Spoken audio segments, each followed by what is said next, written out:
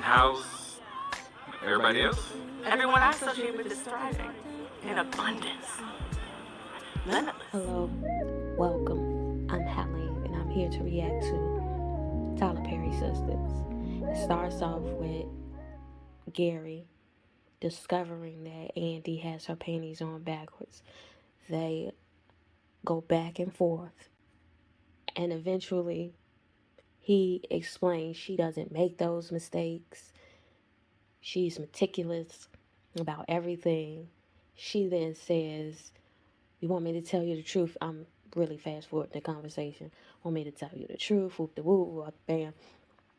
She finally said she was down to the hotel with another man. He says, "You're making me mad," which I already felt like he started off on a level 1,000 just off rip of discovering these draws. But hey, she like it, whatever. So he then says, "Are you telling the truth?" She keeps going on into details. And then she flips it on him on some, "I see what you trying to do. You trying to inspect me. You really ain't trying to smash. You really just trying to figure out, am I smashing something?" Whoop de whoop, whoop up the bam. He says, "You really trying to make me angry." She said, "Get out the house." I thought she kicked him out a long time. Don't he have a house? I thought 4 episodes ago he talked about he bought a home. Why the fuck? Then they go forward. And she goes into telling him that she slept with anybody or somebody, and da, da, da, da. And then she went into this whole spiel about, "I gave you everything, Gary, mind, body, soul, spirit, and everything with it." And then Gary goes, "Did you really have sex with somebody else?" And then she goes, "Get out." He says, "Okay, I'm going to the gym and I'm not coming back." And then he then says, she goes, "Okay, whatever, Gary." He said, "You don't think so? She really wants me to stay." And I think he's talking about this therapist.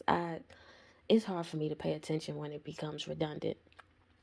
He then calls the woman. Now we trying to figure out, I guess, to prove that another bitch want him. Like, dude, we know you a cheater. That's how you got hurt. So he admitting he cheating. Okay, I love you. I love you too. Girl. So and we discover he's thoroughly an ain't shit nigga. Okay, next scene. So of course that whole last scene gives the Thought Pocket Andi permission to go back down to the London boy to go smash him. She get down there to try to get in the room. He already got company in the room. She goes, "Oh, I'ma go." He goes, "Wait, you wanna join us?" She goes, "Wait, you serious?" She stops and pauses to consider it, and then she says no. So he offers her to come inside to have a drink with them. And it looked like she finna walk herself in there. And she does. Now the next scene is Zach and Fatima down to the hotel room getting it in. You fucked her wig up, G. So wait, okay, she's still operating under the impression that he went down to Karen's and smashed Karen, and she still got in that bed with him. Bless your heart. The arguments they be having, I don't. Maybe it's me. Maybe I'm disconnected to the greater interactions in these ways where I don't see why that would be. This happened in another episode. I think it was the episode where Danny was getting into it with Preston, and I thought she was angry with Preston. And to me, it seemed like she had a valid reason to be angry with Preston, but she take the fork in the road and lose me and start arguing about his people having money. Girl, it's always this with this show. It's like, I don't understand the conversations. Why are these the conversations out of all of the situations that y'all go through? Why is this where we're going to discuss? We're going to discuss the fact that he didn't go to Karen's home. Zach Fatima get through smashing. She ain't never felt nothing like that before in her Stephanie Mills voice. You understand? And then she goes to tell him she got to go home. And he like, "Why? What was the problem?" And she goes, "Listen, you don't even know the half." And then she brings up the fact that Karen, he was like, "What? Tell me." She then brings up the fact that she feels basically insecure that he couldn't go to Karen's house because he don't trust. That's the conversation. Out of all the things to converse about in that moment, why don't you bring up the old ex who did you dirty and got married on you with his ex? That's the conversation. But this, you can't go down to Karen home. No, that's respect. Even if he trusted himself, just to not put, y'all got me arguing on behalf of Zach. Beloved, stop it. I knew his pen was gonna do some jujitsu stupid shit to make me go, okay, Zach, I see you. Fatima told him, so Fatima told him she loved him. Real question. When you tell somebody you love them, are you telling them you love them with regards to wanting them to say it back? Or are you ever offering an I love you just on the premise that you just want to say I love you? You know what I'm saying? That just made me think like Zach was waiting to validate her love before he said I love you back. That's a choice. So Andy's still in his hotel room with Robin while he's smashing some woman in front of her as she drink this liquor. Why? Because old girl looked scared in that room when she walked in. I would feel uncomfortable being in front of somebody looking scared. Like, what type of crying games are you playing? He inevitably gets up out the bed after being on top of the other girl. It didn't even look like, anyway. So he goes over to Andy to bring her over. It feel like everybody uncomfortable in this thing. Andy like the shit what she eat. Now we down to Karen's apartment with Aaron. So Aaron and Karen had a conversation about how she don't know what kind of man will put up with the dramas and her indecisiveness. Whoop de whoop. He then says he loves her. She says she loves him too. But the thing about it is, yeah, you got a lot going on. But you put up with his wife blowing her head off in your face, literally. You put up with the way he approached you in that grocery store, all out of nowhere, interrupting your vibe just to tell you. Anyway, then you put up with his wife's mother coming down. So we know the blow by blow, play by play, all by behind him.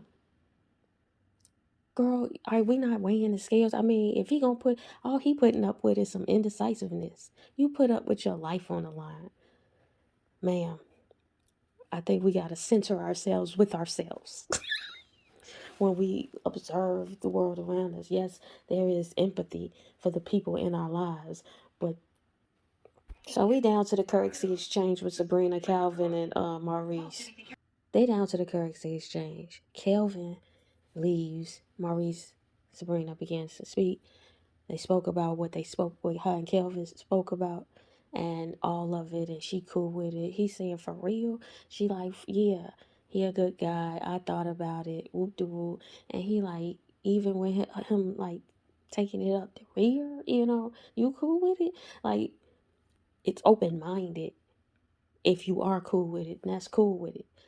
But are you really cool with it? Or are you just foregoing? Is there not enough of this show be written like men be the end all be all to the reality of maybe this group of women, yes. But there's no woman in this group of friends who just on chill at all. Like, if he come, he come. If he don't, he don't. This is my standard for my life. And if it don't abide by that standard, it's cool to leave.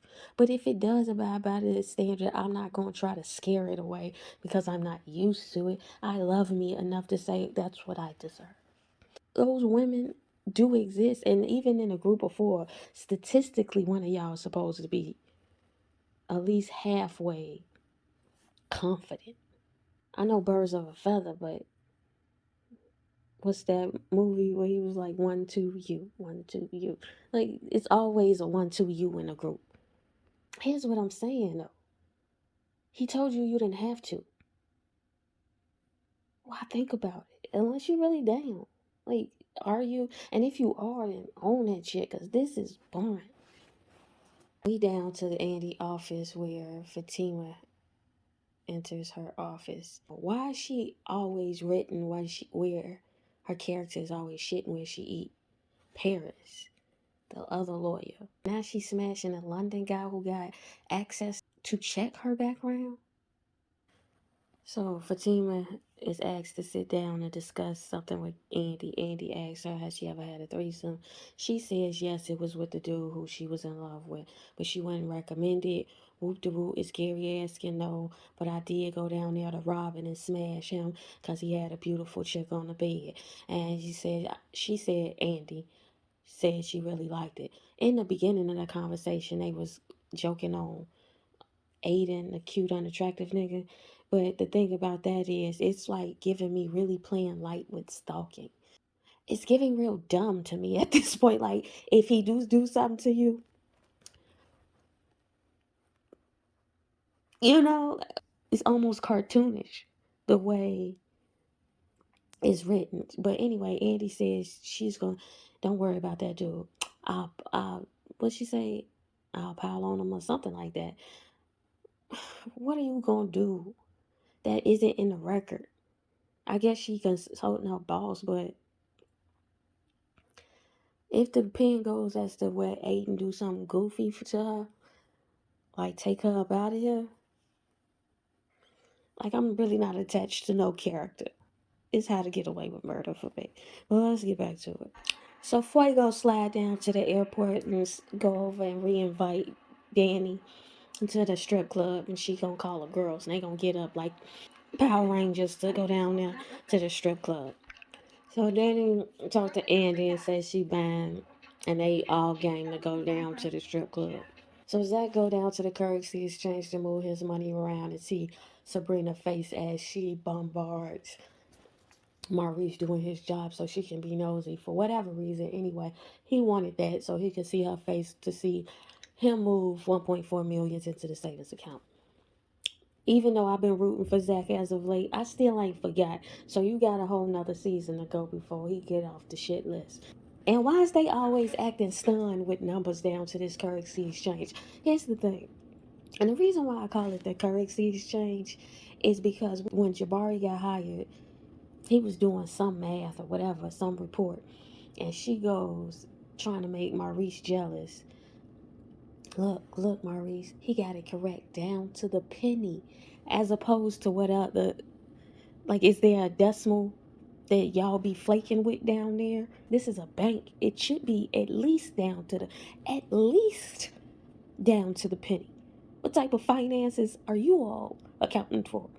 The fact that she is overwhelmed by him moving 1.4 million, girl, you should have played that better. If you the homie, you act like you ride with numbers like that all the time, and you don't care who face behind the number. And then you wait till his ass get the fuck up out of there, and then it's when you start showing emotion. But y'all some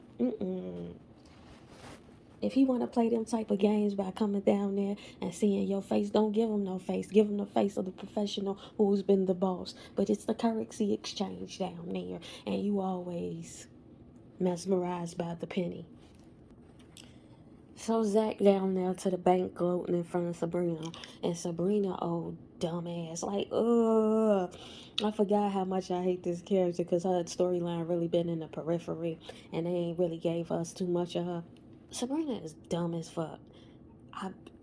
She been needed to be fired. And this whole scene is showing me, girl, you don't even know your stuff. How did she get the supervisor down to the currency exchange? She down there don't know what y'all offer and what products offer what amenities. They making Zach look good for no reason.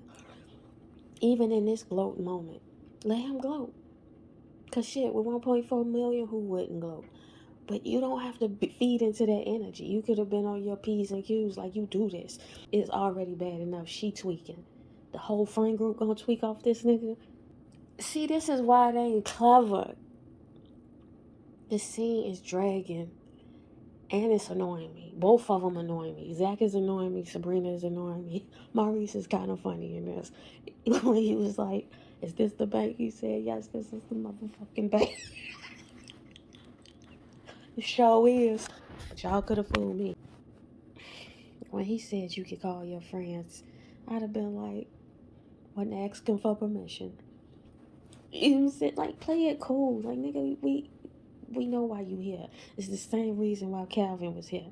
Just so I can be an audience to you all.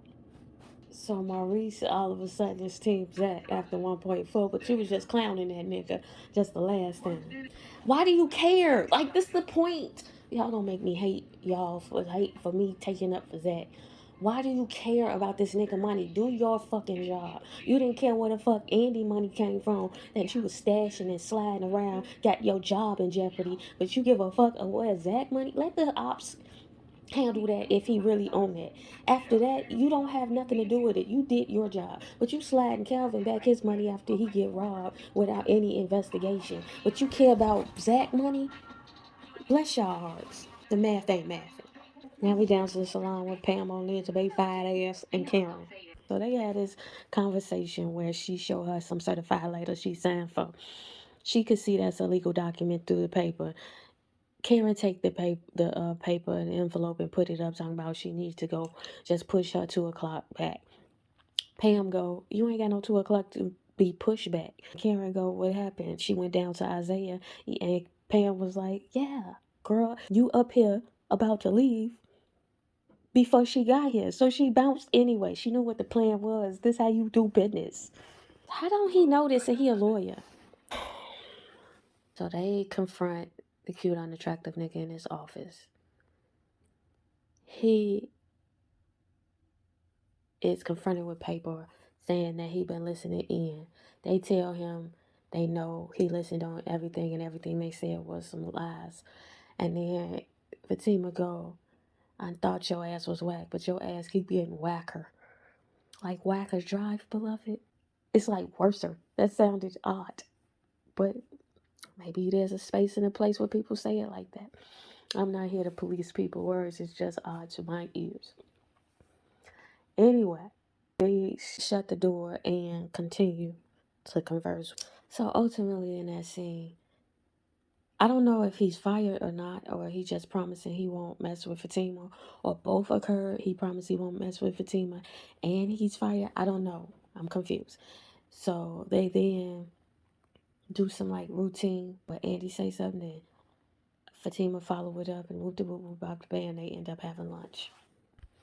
So that scene was Danny down to the airport and Preston down to the tractors at his job. They on the telephone talking about coming over the house, when, not. Willie wanted, then the cousin come up. He asked straight up, do you think I'm messing with her? She goes, I don't know, basically. He then says, do you want to meet her? I think I'm saying that out of order. But anyhow, somehow the conversation ends, and then she overhears the cousin bringing him something to drink, talking about how you like my dress. Of course, it's convenient, right? When you, I don't know, what's the arc? What are we shooting for? Is what I'm saying, because it just feels like a treadmill at this point. Like the script is going in circles and it's just add. You ever seen one of them treadmills where the scenes are going in the background? You're not actually going nowhere, but the scene is moving in the background to make it seem like you're going somewhere, but you're actually just going in this one space. And that's what it feels like, all these characters. Because I don't want to act like this make a little sense. Like, it don't. Just so happens at that very moment, at that very time, when she's unsure about the certainty of your fidelity and whatever y'all got going on, here comes the cousin saying ambiguous things. Girl, now we down to Andy's office where Andy is talking to Fatima. She gonna say they down to this break room discussing what just happened. Fatima go, well, did you really contact the partners? Andy go, no, but he don't have to know that. Why?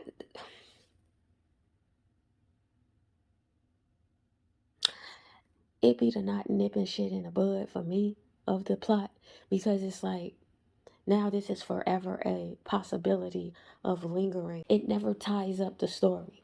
the loose ends of the story and get on with something different. Yes, there can be a consistent byline throughout the lifespan of a series, but there also is multiple storylines that go on through a series. It never feels like anything is happening, but it always feels like what's going to happen. Because y'all really could have nipped this in the bud. Really go to the boss, put it on the record. Now, you two, the only ones who know about his indiscretions. And Fatima really, girl, why wouldn't you put it on the record? It's playing light with the stalking shit for me. And then what? See, this is what I mean. So they having this conversation. She tell Fatima all of what we already know from episodes prior. And then Fatima go, let me tell you something. Fuck Gary and do away with it. And she was like, basically, but the only problem is that I still love him. So it's a love that is not beneficial. Robin is not fine. Robin is weird looking to me, but okay. It's like his head don't match his body. Girl, so the end of the show is where the conversation turns into Fatima and her loving Zach, and oh, he hitting it right and whoop de whoop and boo up the bam. Then they go into, and all the while Andy is suggesting things to Fatima about Zach, I'm thinking, girl, I thought you said you wanted to stay out of it. But she still inserts herself talking about some, I like you for Zach. And right when she said that, here come Karen. The fact that Karen is tripping is weird. But the fact that she showed up at that very moment and that very time, when those very words were said out of their very mouths, that's even weirder. If you have a dream, go for it. You can do it. You can achieve it. There is no such thing as impossible in the amount of infinity possibilities that exist in the paradigm of living. The sisters is existing. To the ethos, to the future, I said so.